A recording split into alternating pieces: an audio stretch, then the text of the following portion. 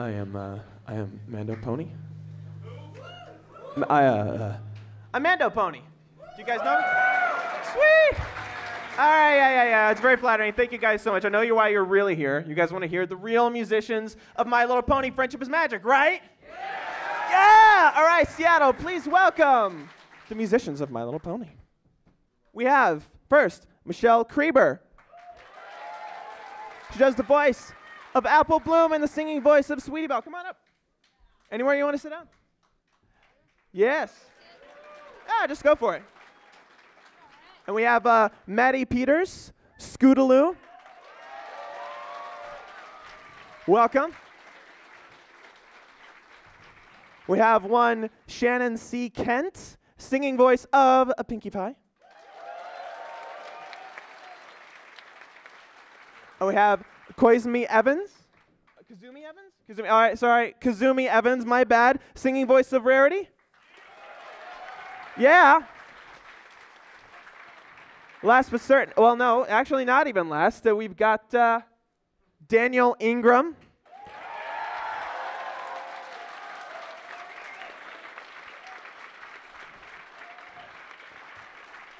And do we have a Stefan Andrews? Is a Stefan Andrews in the house? Right there. Dude, come up here, bro. He's the orchestrator for My Little Pony Friendship is Magic. Do you want, I was, yeah. Can we get one more chair up here? Yeah. We got another, all right, yeah. Dude, why weren't you up here? You were hiding in the crowd. I wanted to make an entrance. All right, well. All right, so it kind of sounds like these mics are a little bit quiet. Can you guys hear us if we talk like this? Is this good? All right. I'm sorry, I'm just used to being like this. That's my bad. Okay, so cool. Well, welcome to the music panel, everybody. Yeah.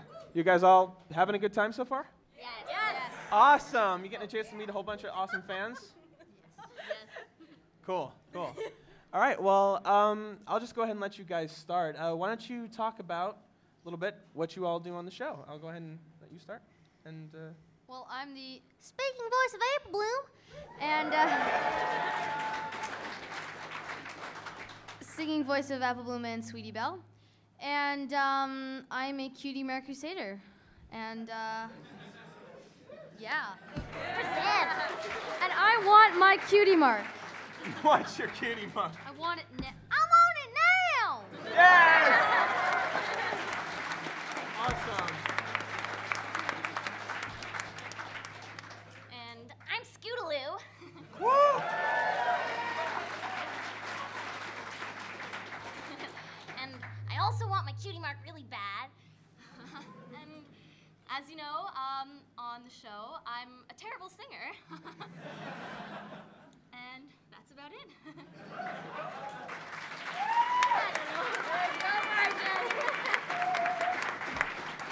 So, I play Silver Spoon, really not a nice pony. And I also sing for Pinkie Pie, as you all know, who is Andrew Libman, who is awesome. Woo! And yeah, I love being so happy all the time. Hi, my name is Kazumi, and I am the singing voice for Rarity. So I'm the other half, Tabitha St. Germain voices her, so I'm just really excited to be here. Thank you.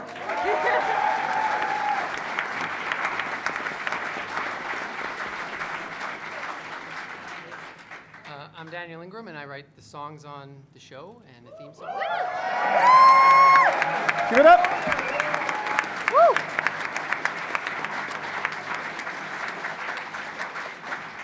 And right next to me is one of my key music team, Stefan Andrews.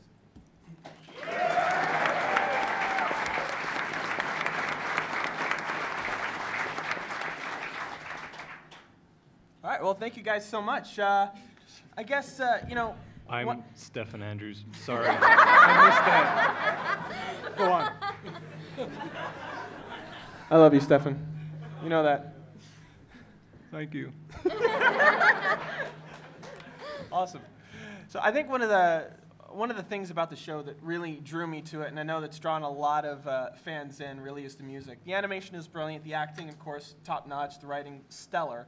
But it was whenever I first heard the songs on the show that I knew, wow, this is something really, really special. And I just wanted to get maybe your opinions on, I mean, what do you guys think about the music? Do you have any like personal favorite songs, or like what's your take on the music? How do you feel about it? My favorite song is This Day Aria because it's just like Nice. I love the evil and the nice side. I just really like the song. It's brilliant. And yeah, the music. Daniel is an absolute genius. He just has such a mind, like he's just like I don't understand how he just spends hours and hours just writing this stuff. I couldn't do that. I mean, I can hyper focus, but not hyper focus and just blow out absolute amazingness and give it to you guys in like the shortest time. So congratulations, Daniel. You've written some genius. Yeah. Woo! Thanks, Michelle. I'm a huge fan of your work as well, so it goes both ways. Nice, nice. Short deadlines. Oh, absolutely. Fast deadlines? Yeah. Yeah? Yeah. Crazy deadlines? Like what's been, is there anything that you remember being especially like hectic about working on the show, or like anything that was like 5 seconds that you had to get it out immediately? Yeah. All of them, right? Everything. Yeah. You know what? It's a lot of hurry up and wait. It's like I have to get a demo out in some form, usually quite quickly, and that has to happen about in a week, and then once we've gotten a demo approved, the actual voice record sessions that we do with these guys sometimes will be months down the road. So a lot of times the song will kind of sit on the shelf for quite a while before we finish it. So you're sort of rushing to get it done, and then it gets approved. And then in the interim months, I'm sitting there going, oh, I want to change this now, and I want to change this. Can I sneak it by and no one will notice? Because so, but yeah, it's a little bit like that. It's always tight. Yeah. Same for recording sessions too? Yeah, we usually record a song in about how many hours? Like A couple hours. yeah, like 2. If it's or a big day, Yeah. it's like a 10 to 4 kind of day. And yeah, like I don't know, like when recording becoming popular, like I think that was a 2-hour slot. So it took about 2 hours to record that song alone. But then again, it was just me singing on it. Whereas I think if there's a lot of harmonies and Yeah. it's a big group song, it's going to take longer just Yeah. because we have to record everything separately. Yeah.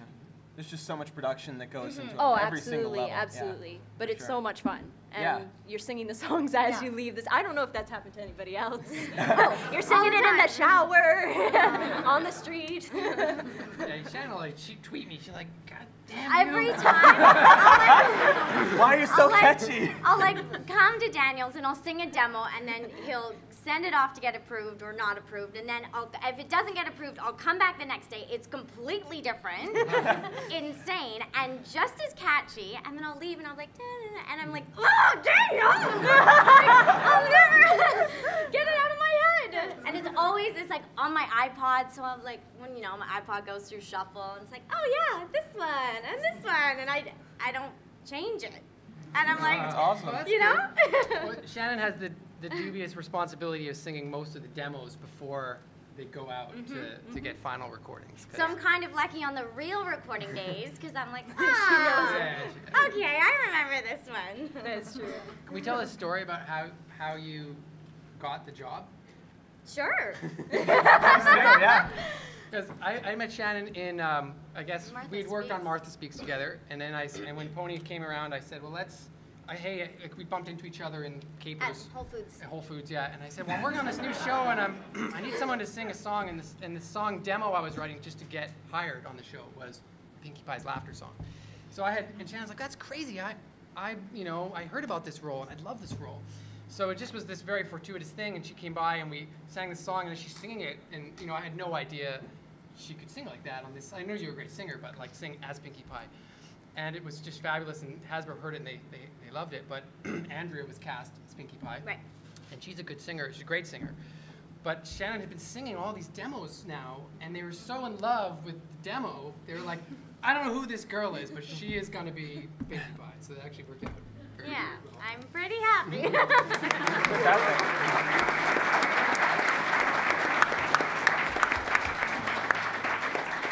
And we're all extremely happy that you are a part of it. Just fantastic. Actually, that's a really cool story about how you got started. Could you all like talk about what the process was for whenever you got started involved in the show? And I think it'd be really cool for everybody to know like what got you here. What was the very first thing that you guys did involved with Tony? If you can remember.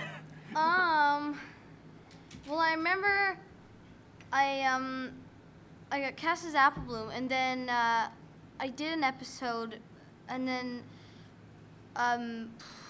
Hush Now, Quiet Now. He wrote Hush Now, Quiet Now, and that came up, and so he's like, I think that I don't remember if he knew I could sing, so I think he. I knew you could sing. Okay. Everybody. What did we do before that? We did. Something before that, didn't we? I knew you could sing. That's During a why I time. made it hard for you to sing. I was like, okay, I got to challenge her because I know she can sing the hell out of this song. Nice. Anyway, it was an Aretha Franklin type of singing style, and I was like, oh, this is so cool. I love Aretha Franklin. I love the whole belting range and everything. And so I go to this little studio, and I record the song, and then I see the animation for it, and it's Sweetie Belle all over the place and like the clouds and stuff. I was like, this is the coolest thing ever. And it was one of the first episodes I watched, and I really, really liked the show and all the music. And One thing led to another. And then you were just singing more songs. They just kept bringing you back for more. Yeah? They keep challenging you every single time, and Yeah. every single time, challenge accepted. I like the Cutie Mark Crusaders anthem though, because I have a story to tell about that, because we took us a while to record that song, because we tried to develop what Apple Bloom would sound like when she sang. We didn't know if she'd be good, really bad, but we tried to find like an in-between voice. Character from traits. Scootaloo being like just absolutely insanely terrible. Poor Maddy. And Sweetie Belle being the singer of the group. And so it was just kind of like a little bit pitchy, but still in her voice. Which is totally ironic, right? Because Maddie's a phenomenal singer. Yes. And Claire doesn't feel comfortable singing. So She's a good singer. she's okay. I've 'cause heard her at the sing time before. they said to me, "Oh, she doesn't want to sing on this." Like, No, I've heard her sing before. But she's Wherever got it she now. is, she's Okay. somewhere out in Seattle right now. She's a good singer. That's right. She's Sings. just not comfortable with singing in public, but she's can hold it too. She'll get there. So Yeah. poor Maddie is. We're like, yeah. She comes and we go one pass and you nail it, you know. And I'm like, right now, can you sing it, Dad?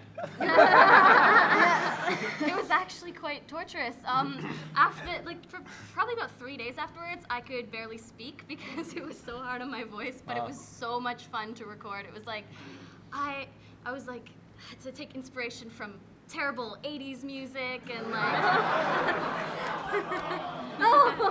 yeah. And every time I would sing it, and they would just say, "Make it worse, make it worse."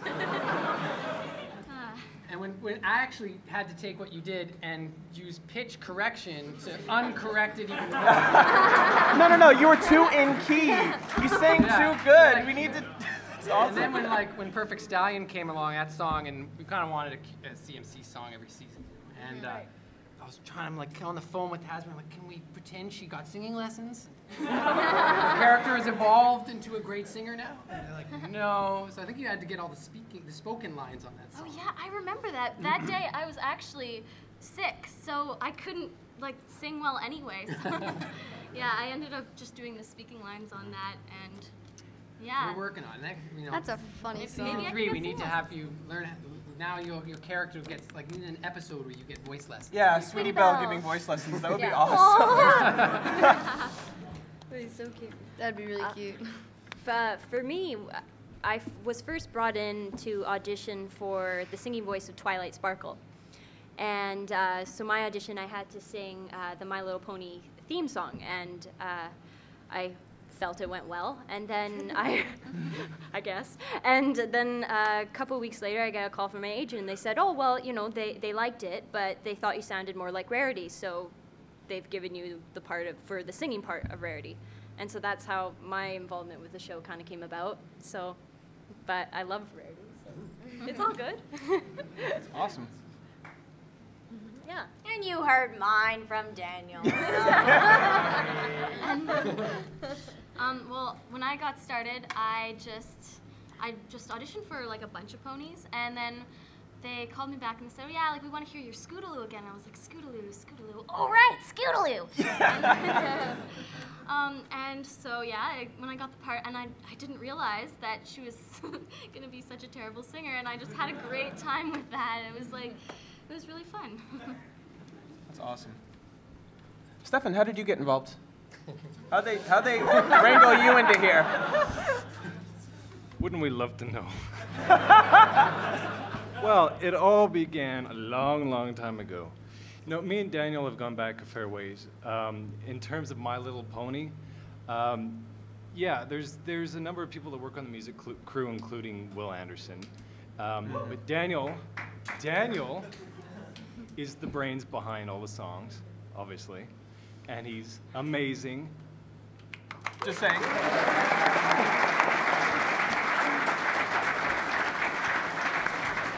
And listen, Daniel, thank you so much for allowing me to work on your brilliant creations. Thank you for working on my brilliant creations. Yeah, and I work very closely with Daniel on a number of other shows. We go back, we write music for Pound Puppies. We had the same boss, basically. Yeah, we came from the same roots. And then I was the first assistant, and then as I was leaving to do Martha, Stefan was coming in as the new assistant, and I was like, oh, this guy's got some serious chops with orchestral music. And then as time went on, and I was getting like overwhelmed with all of these other shows, I was like, hey, I've got this song, can you kind of make this piano and this vocal and put it on an orchestra and make it sound real? And he was like, yeah, I'll give it a shot. And then, of course, it was brilliant. And ever since then, Steph's been doing all the orchestral arranging on all of the songs since then. That's right. Thank you, Danny. Yes. So, yeah. So, just to be clear, I don't write the songs. Daniel writes the songs, and I do the orchestral treatment for the songs. Beautifully. And Yeah. I think you were asking what our favorite song. Yeah, sure. That's a. Go ahead. This Day Area. Yes. Love it. That was so much fun to work on. Seriously. Brohoof. Feel that one. Yeah, that was. When that song started in that episode, I don't know, did everybody else feel just like those first few chords? Yeah, he's like nodding his head, he's like, yeah. I felt it was just like, it was so eerie and unsettling and just totally different from other stuff that had been in the shows. It was so cool. I just had to geek out. I have a story about that song. Yeah, go for it. So that was one of those things where he's asking, like, when do you have a quick turnaround? They were like, look, we're casting this character. When we realized we need her to sing this song, can you give us something like tomorrow that we can sing? Okay, so I just played that first one where Cadence sings, just up until, when the imposter Cadence sings. And I had to just do that in like a night, and then send them this piano sketch, and they're like, well, we need someone to teach them. So I ended up going into the casting session, and everybody auditioned for that. Like we had 20 people sing that song, I guess. And at that point, Hasbro hadn't heard it yet, and then they were given these snippets to record, but it was actually about 2 months later, or a month and a half later, before I actually went back and wrote the rest of the song. So I was like, oh, wow. Yeah, I did something on this a while back. What was it? And I listened to the thing, and I was like, oh yeah. So it was actually kind of, at that point, I had to take this little germ and explode it into the full song. It exploded very nicely. It was a good explosion. Well, I mean, that's always cool too. Like whenever you, I think most of the musicians here know that, a lot of times you'll just write something really cool. Oh, 30 seconds of really cool music. I need to do something with that someday. 2 years later, you're like, oh yeah, maybe I could turn that into something. But to like kind of be forced into doing like that. I mean, is it hard to will yourself to write whenever you absolutely have to? you know, I rarely have found that I had to go more than a day. Like I've had a day where I was like, oh, I'm just not feeling it today. But usually by the next day, you just have to do something in television. Like you don't have any opportunity. I mean, we experience this when we write background music on shows. It's like, well, you just have to do something. So you trust your instincts, you let it happen, and then you hope, whether it's a good song or not, that this, you know, by the time you've added great singers and you've added great orchestration and great recording and great mixers, that it'll make it all work and come together. And there's not a lot of chance to really second guess yourself. And I think that's actually, for me, that was liberating, because when I was in college writing songs or writing music, and you have like 3 months to write something, I mean, and sky's the limit, it was actually a lot harder to do that than when a TV show where you're just kind of given very strict parameters and a short timeline, and adrenaline hits in, and you're just like, okay, let's just make this happen. And it actually... the restrictions breed creativity. Yeah, exactly. You know. And then the more you do it, the more, and this is, I guess this panel is a bit about songwriting process. Yeah. And the more you're creative in anything, whether it's writing or drawing or music, it kind of breeds more creativity. Yeah. I know if I take time off and I get back into it, it's actually kind of hard to get that momentum going again. But when you just do it all the time, even just a little bit every day, you'll find it gets easier over time. Yeah. That was actually some really good advice that I had read in a book about scoring, just scoring for film and television. That's where I stole it from. That's what. Oh yes. Yeah. Oh, okay. That's where you just steal all the. Actually, what? Yeah. Maybe you should just make a list of all the books that you stole stuff from. It's that easy, right? We just read books and steal from there. And then, you just flip to random pages, rip them out, put them on a wall. Make a collage, and then that just turns into awesome music. Great. Awesome. So that's how Igor Stravinsky wrote. Did you know that? Igor Stravinsky, the great Russian composer, he would write these modules of like a bar of this idea and a bar of this idea and this, and he would have this corkboard, and he would kind of move them all around, and he would actually compose his like Firebird Symphony in that way. We don't actually do that. We don't. Just, by the way. Just in case you're wondering, there is intelligence behind it. It's just chaos. Maybe not. You mentioned going to college for music. All of you guys must have some sort of training, right? I mean, like, most of the musicians here, I don't know if you guys know how inspirational you are to like all the fans, but like, just a round of applause for everything you do, inspiring. So much creativity, so much music, so much art, and I think it'd probably be really inspiring for everyone to hear like what sort of training you guys have had and what made you want to get involved in music, and where did it all start from? So Do you have to start again? you have to start again. Because you said, yeah. Well, I've been singing ever since I could possibly talk. And I learned from my mother, Monique. It's right there. She's a fantastic person. Purple shirt. And my mom and my dad own a music school called Krieber Music. And I would spend hours and hours and hours sitting on their laps just watching them teach all these students music. And I would sing along, and I'd be in productions with them. And then I started to get more serious about it. And I started to find a lot of, I don't know, I just felt happy when I sang. So, yeah, I just started performing and doing absolutely everything that you could, right? Yeah. Because you do everything from like theater to voice acting to singing to records. Yep. Just like everything. Yep. Hey. Yep. You got an apple bloom. Yep. Yep.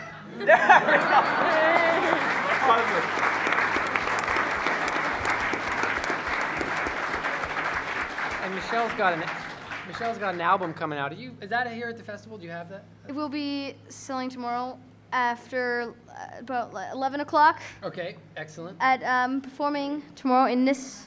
That's true. In this very space. Nice. Yes. With Acoustic Brony. Back Acoustic there. Brony in the house is going to be performing. I'll be there too. And MandoPony here. Yeah, I'll be there. I'll be performing. So we're gonna start out at 10, and then we're gonna be playing for her as well, along with her father, and mother's gonna be singing as well, and Natalie Sharp as well is gonna be singing, and so Stretch from Speedy and Stretch, exactly. And Daniel produced a song on my album, and Stefan spiced up one as well. And so that I'm performing those songs tonight. And yeah, it's going to be awesome. Tomorrow night, right? No, I was just, with the way scheduling has been going, I would not be surprised. Oh yeah, by the way, you're performing tonight. Okay. Maddy, how about yourself? Have you had training? Well, I've been singing kind of all my life as well. Like, I started taking lessons when I was about 6, and I was actually in a musical that was, that Michelle's dad did the musical direction on when I was probably about 9, and it was an interesting, like, rock musical called The Bird in the Waterfall. And basically I'd done a little bit of, like, community theater, and I've been doing musical theater with my dance school. I dance a bit, and so yeah, I've been doing that pretty much all my life, and now I'm into guitar, and I play piano, and I play ukulele, and I just love music as well. Awesome. Awesome.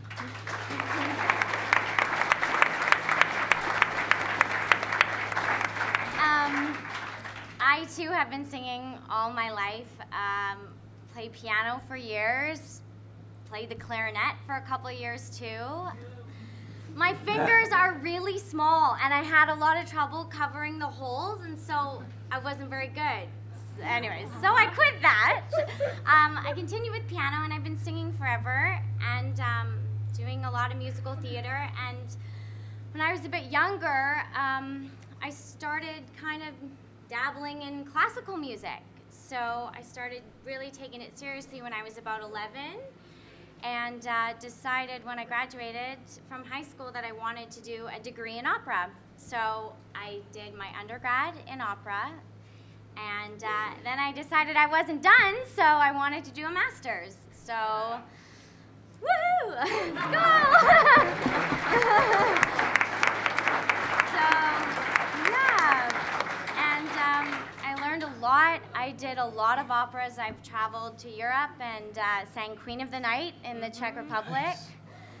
And yeah, and I mean, I've been voice acting for, I think, 11 years now, and singing, and I really like it. School's important, and seriously, I don't think I would have been able to sight read as fast and learn these demos as quickly as Daniel writes them without having gone to school and learned how to sight read. I mean, my ear is pretty good, but this is, yeah, so.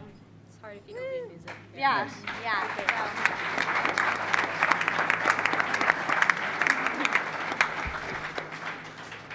Okay, well, like the rest of my fellow co-workers up here, yeah, I've been singing since I was small as well.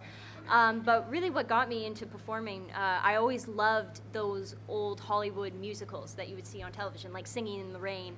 And so that's what really inspired me, and I always thought, oh, I want to be in one of those. And so I started doing musical theater, and that's what my background is in. And once I graduated from high school, I decided that if you can do the classics, whether it's ballet in dancing or opera for singing, you can do anything. And so I came up with this brilliant idea, I thought at the time, to do an undergrad in opera performance as well. And I just graduated this past June. And thank you.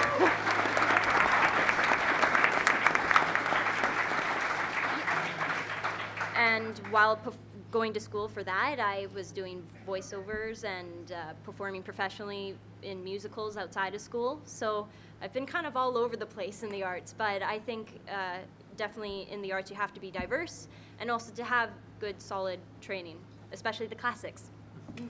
Yes, absolutely. So very ready. I guess my education background was I was self-taught in high school. I didn't even know you could go to school for music. My family wasn't a totally musical family. But I got into university as an English major and immediately switched into composition. And I did my undergrad in composition. And then I did another degree in Irish music, which is... Nice. Yes. I believe is where I learned how to write melodies, because Irish music is just all about melody. Absolutely. Wow. Irish music. We need more mics. You need a mic all your own. Yeah. I'm a big man. My story is not one that I would probably recommend you follow, but I will absolve myself of it anyways. I didn't really take much schooling for music. In fact, I didn't take any. I quit piano lessons at grade 3 piano when I was like 8 years old, crying. And I'm still crying to this day. Mostly because of this guy. But yeah, quite honestly, I went to some technical college stuff for audio engineering, but everything else picked up myself. And I just listened to a ton of music. I listened to everything, listened to a lot of film music, and a lot of, okay, not a lot of top 40. Sorry to disappoint, but I still love the wubs. Love the wubs. And yeah, so it's a bit of a pursuit of an obsession. You know, I live in a cave all day, and I basically orchestrate and write for stuff. I mean, you can see this. This is Spike. Yeah.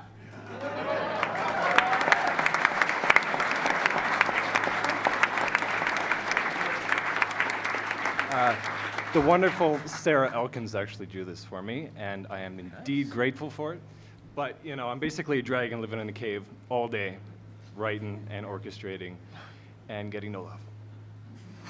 Oh. You get love. We love you, Steph. Thank you. Yes, we do. Yes.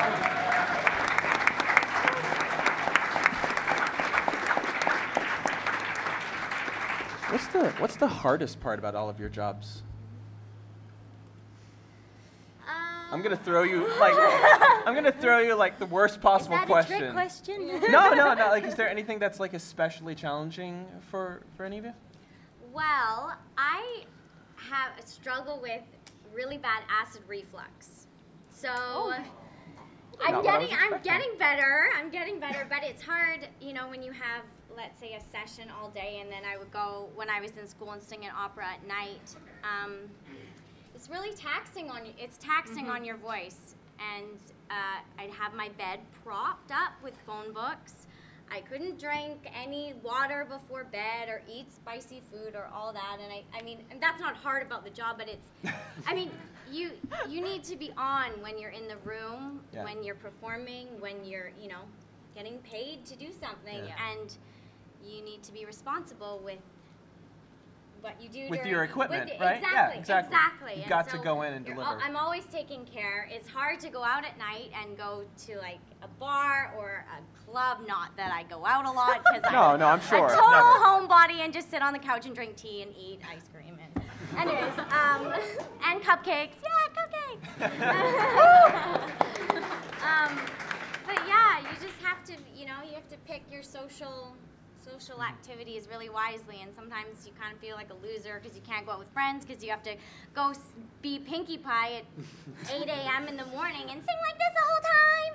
And, you know, it's, I think that's the hardest part. But once you're in there, like, it's not even work because it's just so wonderful, and to work with so many wonderful people. So that's the hardest part. The hardest part is working with all these amazing people and having fun all the time, not even calling it work. But at 8 in the morning is the problem. 8 in the morning, after you, in the morning.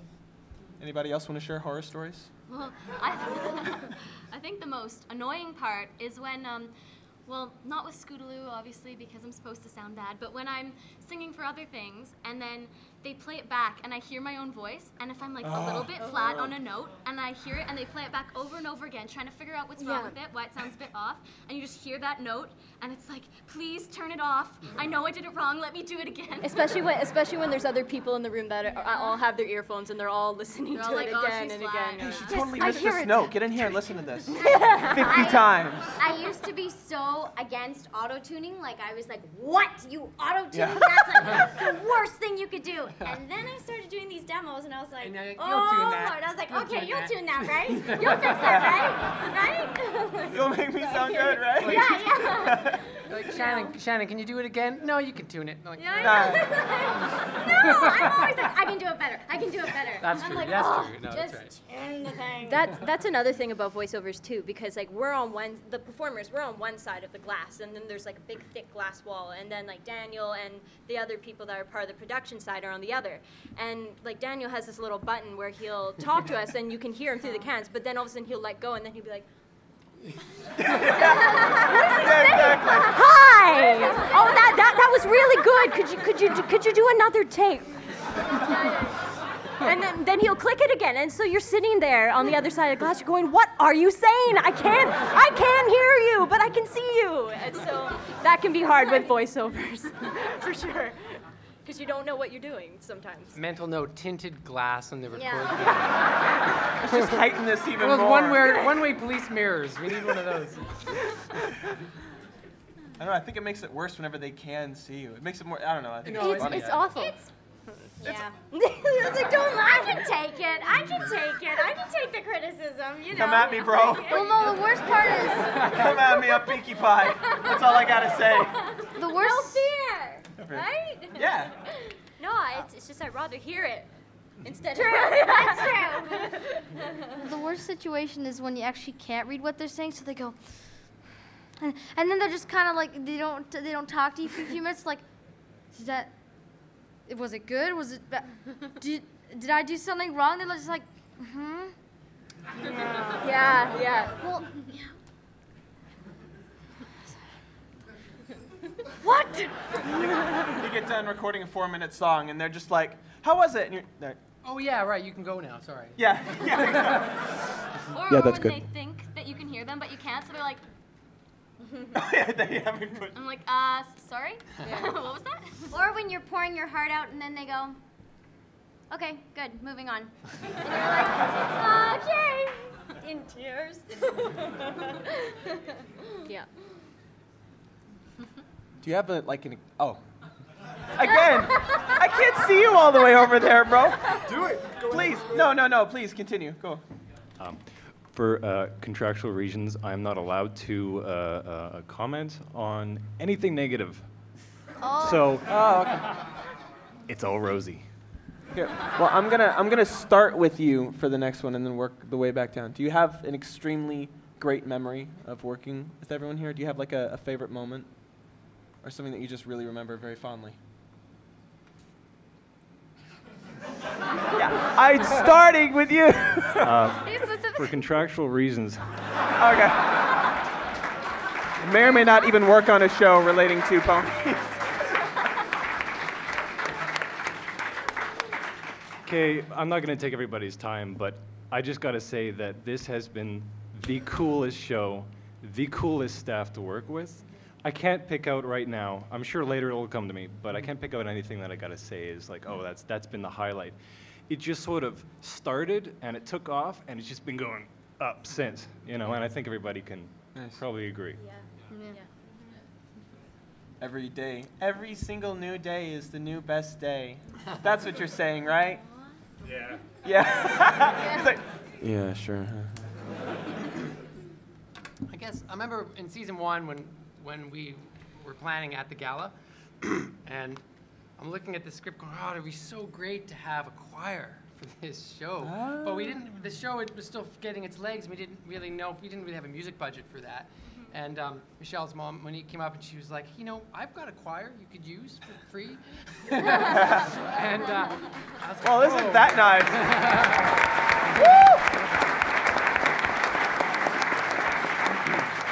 nice? Little did they know what they were in for. Exactly.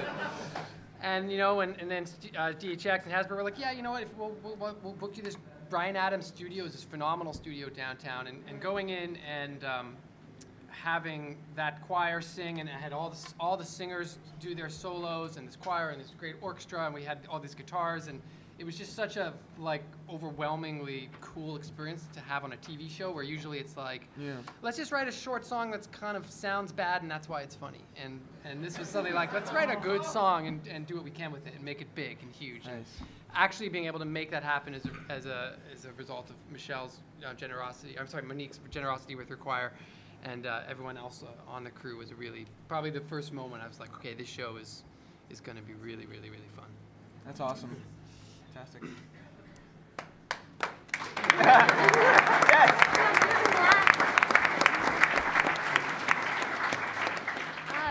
For me personally, I don't think I really have a favorite moment because I've enjoyed it all. Like, the whole ride so far has been phenomenal. Like, the music is so well written.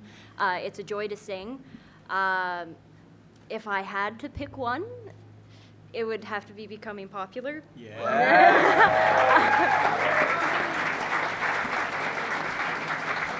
It's kind of biased, I know, to say that because I sing it, but we all sing it too. But I think, you know, other than singing the song, when Daniel, quite recently, he told me he was nominated for an Emmy for it. So I thought that was pretty phenomenal. So.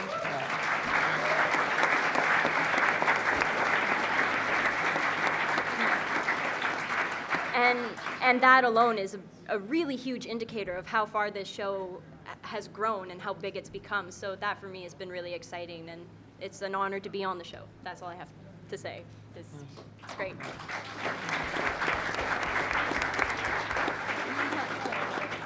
I also don't have a specific moment, but I can't, like, the one time Mando, ask better questions. Come on. This is my first time. When I went to go meet Daniel, and I first worked in Bryan Adams' studio, and I came in from the back, and there's like a garden there, and I just like went in this amazing studio, and I was like, this can never get old. This is, I felt like so lucky to be there and work with you, and all of the girls, and Ashley and Andrea, and we work on other shows together too, but it's so fun being in the room, and it's so happy, and I thought for sure you were going to say when Working I with brought you? you back to re-sing the entire Smile Song demo again. Oh, right, that too, that And then too. again for the show. I know, and you know what, no matter how cranky I come into that session, I always leave really happy. I don't know. But, yeah. That's my happy thought. Nice. I think that's why we all watch the show, right? It doesn't matter what sort of day you're having. Yeah. You go home, you put on some ponies, the music kicks in, and then we're all better. Yeah. That's nice, right? That's why we're here. Keep it up, Seattle. And that is very much in part because of you guys. Well, I'd have to say one of my favorite parts was when I found out that I was going to be singing an 80s super Cutie Mark Crusaders anthem, and they said, oh yeah, just like look up some like Bonnie Tyler, Total Eclipse of the Heart, and like, so I went, oh, this is awesome, and started singing it all around my house, and I just had the best time, like, getting ready for that, and then recording it was like amazing. But another thing that I love is you get in a room full of voice actors, and then like the accents and the voices just come out, and it's like a crazy like room full of Insane people. You can say it. It's okay.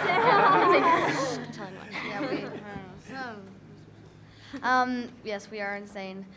My favorite moment, I had done quite a bit of voice acting before I did My Little Pony. When was the first, when was season 1? Like 3 years ago? Yeah, it would've been like 3 years ago now, Three, yeah. almost now, yeah. Yeah. And I remember the first episode I did was my big episode, and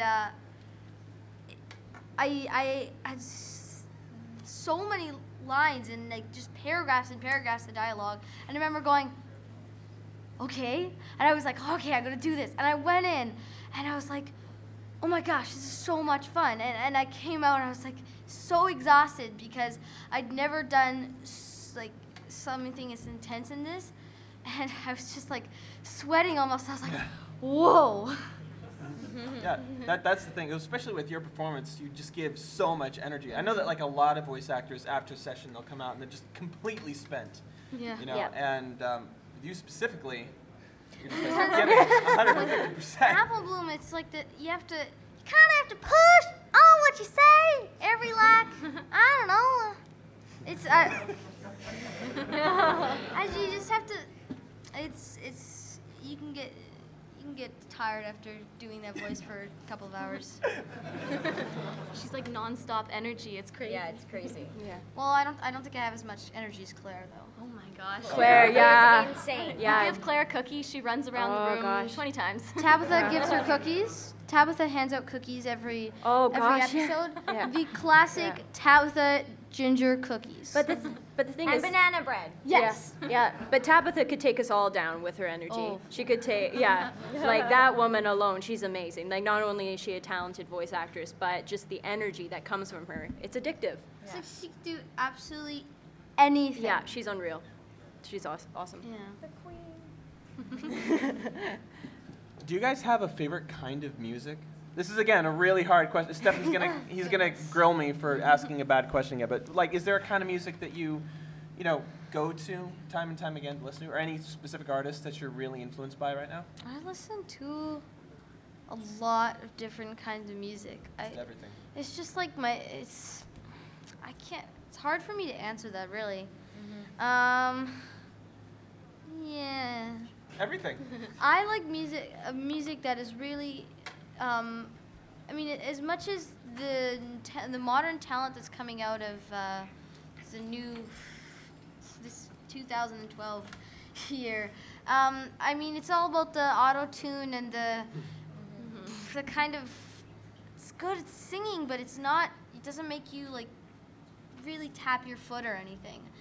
And when you listen to artists that are not really recognized and really put their heart and soul into the song, that's the kind of music I like to listen to. Ones that the instruments are just so perfectly done, and all these little guitar licks and all different instruments. It's just combination of true music is the kind of songs I like to listen to. So just really complicated, really hard to make stuff. Yeah, complicated. Yeah. I love complicated music, really advanced drum patterns and stuff. Because then I try to copy. It's like, what? Cool. Nice. Yeah, I think that we're running short on time, but yeah, you guys can go ahead and keep going for sure. Well, I'll keep it short, but I really like the music scene in Vancouver, like the indie kind of rock, underground stuff, I guess. And I'm sure some of you are Hey Ocean fans. Yes. Ocean music. See, that's what I'm talking about, the advanced drum beats. I went to their concert in July, I think it was, and you went there too. Yeah. And it was so awesome because they had all these different instruments, and then they all went at once, and they were pounding the drums, like all three of them were surrounded. It's so cool. Oh, I remember that part. That was so great, It's where there were like all of them, like 3 guys at once, and the lights were just spotted on them. Or just Awesome. Blue Man Group stuff. And So then cool. I also love I don't know if you guys have heard of like Mother Mother and Said the Whale, and they're yeah, and those are kind of my favorite artists, and I especially love them because they're local. They're from Vancouver, where I'm from, and so the shows are always the best because they're hometown shows, and it's like I feel proud to be from Vancouver. Nice.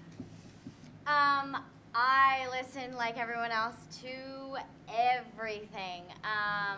Obviously love Adele. She's Nice. awesome. Yeah. Nice. Florence and the Machine, love her.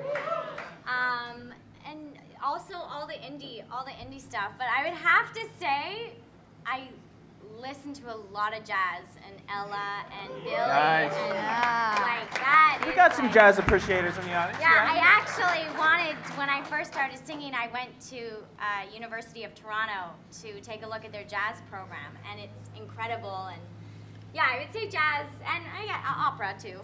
Nice. I did that You only for have a 2 while. degrees, only 2 degrees. Yeah. Yeah, I listen to just about everything, but if I had to pick a favorite, it would definitely be musicals.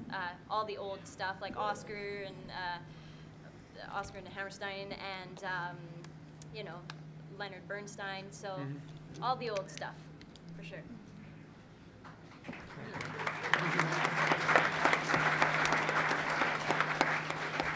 I guess I've been listening to a lot of musicals lately, a lot of times just to get inspired for the shows. So I'm really into Broadway stuff these days. And I guess when I relax, I listen to indie artists. I like Bon Iver a lot. I like the XX and bands like that. And then, we also listen to a lot of film scores too. So my favorite, like Michael Giacchino or Randy Newman's songs. Oh, yeah, I'm a huge fan of kind Michael, Disney, yeah. Pixar movies pretty much are amazing music. I listen to all that. Yeah. Okay, let me know if you've heard of any of these. John Williams. Hans Zimmer. Michael Giacchino. Yes. Oh, there should be more for Giacchino. Come on. Look him up. Look him up. Ba-da-ba-ba-da. Yes. Yes. You have heard him if you've been to the movies in the last decade. Or if you watched Lost. Geez, I could go on for like John ever. Powell, you guys see John Powell? John Powell. I have a man crush on John Powell. It's true. He's amazing. Okay, How to Train Your Dragon, Horton. Horton? Yeah, amazing, amazing scores. And these are the ones that I try to pattern my art and my orchestration after. And it's like just lofty goals to try and match these. But yeah, I mean, I dig all sorts of music, but if that's my first love, film music. Very cool. Very cool.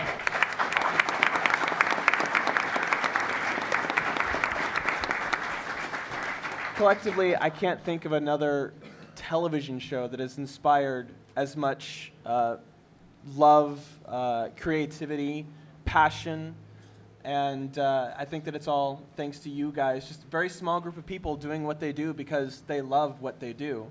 I don't think any of you predicted what was going to happen, right? Oh, no. No. So, I mean, whether or not all of us crazy fans came along, you'd still be doing it, you know, and it's just fantastic to be able to appreciate what you guys do, and thank you for sharing it and for doing what you do and all of your hard work. We all really appreciate it. You inspire hundreds of thousands of people every single day, and you bring light and happiness and all that good stuff. It's awesome, and I think you guys should give it up one more time for our amazing Thank you guys so much. Michelle Krieber, Manny Peters, Shannon C. Kent, Kazumi Evans, Daniel Ingram, Stefan Andrews. Thank you guys so much. Enjoy the rest of the con.